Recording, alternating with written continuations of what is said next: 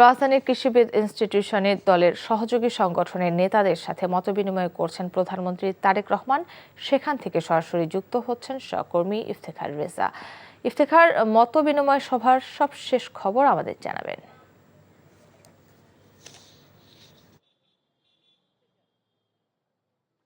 মতবিনিময় সভাটি মূলত সকাল 10:30টার কিছুটা পরই শুরু হয়েছে এবং এই মুহূর্তে মতবিনিময় সভায় উপস্থিত রয়েছেন প্রধান অতিথি প্রধানমন্ত্রী তারেক রহমান এবং এর সাথে উপস্থিত রয়েছেন দলের মহাসচিব মির্জা ফখরুল ইসলাম আলমগীর, স্থায়ী কমিটির সদস্যবৃন্দ এবং সরকারের যারা মন্ত্রী যারা রয়েছেন তারাও অনেকেই উপস্থিত রয়েছেন। এই মতবিনিময় সভা থেকে সরকারের বিগত 2.5 মাস বা 3 মাস হতে যাওয়া সরকারের যে বিভিন্ন উন্নয়নমূলক কর্মকাণ্ড, সেই উন্নয়নমূলক কর্মকাণ্ডগুলো সম্পর্কে দলীয় নেতাকর্মীদের জানানো হবে এবং তাদেরকে তৃণমূল পর্যায়ের যে যারা সাধারণ মানুষ রয়েছে বা কর্মী সমর্থক ভোটার যারা রয়েছেন তাদের মাঝে এটি ছড়িয়ে দেওয়ার জন্য মূলত এই প্রয়াস রাখা হয়েছে। এবং এর সাথে আমি আপনাকে জানিয়ে রাখতে চাই যে এই মতবিনিময় সভায় যুবদল, ছাত্রদল এবং স্বেচ্ছাসেবক দল অংশগ্রহণ করেছে এবং এই তিনটি সংগঠনের সাংগঠনিক কার্যক্রম আরও বেশি গতিশীল করবার লক্ষ্যেই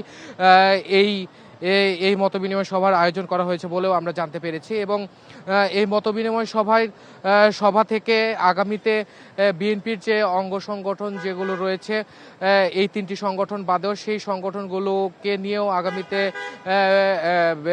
বিভিন্ন সাংগঠনিক কার্যক্রম নেওয়া হবে বলে আমরা জানতে পেরেছি। এবং এই মতবিনিময় সভা থেকে আগামী দিনের জন্য বিএনপির রাজনৈতিক যে কর্মকাণ্ডগুলো রয়েছে সেই কর্মকাণ্ডগুলো আরও সুশৃঙ্খলভাবে যাতে সম্পন্ন করা সম্ভব হয় সেই ধরনের একটি পরিকল্পনা থাকবে। এবং এই মতবিনিময় সভার মাধ্যমে সাংগঠনিক যে শক্তিশালীকরণের যে বিষয়টি রাজনৈতিকভাবে বিএনপিকে এবং অঙ্গ সংগঠনগুলোকে, সেই প্রয়াসটিও থাকবে বলে আমরা জানতে পেরেছি। তো এই ছিল সর্বশেষ।